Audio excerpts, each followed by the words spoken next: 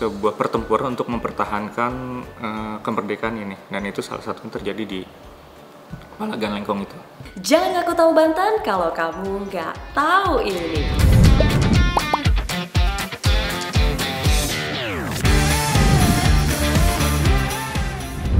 Tahukah kamu, Monumen Palagan Lengkong merupakan cagar budaya yang menjadi bagian dari sejarah perjuangan kemerdekaan Republik Indonesia. Monumen Palagan Lengkong merupakan salah satu cagar budaya yang menjadi bagian dari sejarah perjuangan kemerdekaan Republik Indonesia. Terletak di Lengkong Wetan, Kecamatan Serpong, Kota Tangerang Selatan, Provinsi Banten. Area monumen tidak terlalu luas, totalnya hanya sekitar 500 meter persegi. Permukaan depan Monumen Palagan Lengkong berupa bidang lengkung dari marmer hitam yang di atasnya tertulis rangkaian kata menggunakan tinta emas berisi tentang kronologi terjadinya peristiwa Lengkong. Karena memang Monumen Palagan Lengkong yang didirikan pada tahun 1993 oleh pemerintah Kabupaten Tangerang saat itu bertujuan untuk mengenang peristiwa pertempuran Lengkong. Sebuah peristiwa yang merenggut nyawa beberapa perwira dan taruna Tentara Keamanan Rakyat atau TKR pada tahun 1946. Setelah kemerdekaan di tahun 1945, banyak sekali agresi-agresi militer ya dari pihak Belanda yang ingin merebut kembali wilayah Indonesia. Nah, maka dari itu memang ada beberapa lokasi yang terjadi sebuah perang atau sebuah pertempuran untuk mempertahankan kemerdekaan ini, dan itu salah satu yang terjadi di Palagan Lengkong itu. Setelah pemerintahan sipil di Tangerang pulih, dibentuklah Resimen 4 Tangerang yang memusatkan perhatian pada masalah-masalah yang berhubungan dengan pertahanan. Dalam hal ini, di Tangerang masih terdapat markas pasukan Jepang yang cukup besar dengan persenjataan yang kuat. Markas Jepang yang dipimpin oleh Kapten Abe ini di bawah pengawasan Belanda.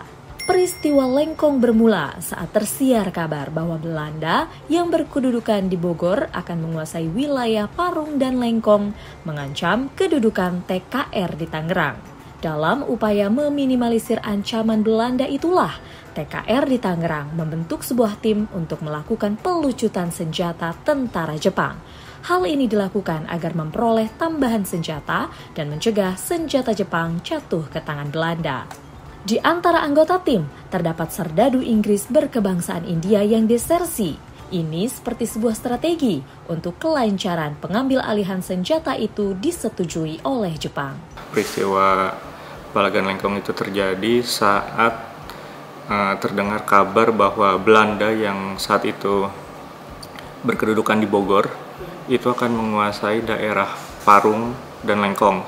Pada tanggal 25 Januari 1946, Mayor Elgias Daniel Mogot memimpin 70 taruna menuju markas Jepang di Lengkong untuk melakukan pelucutan senjata.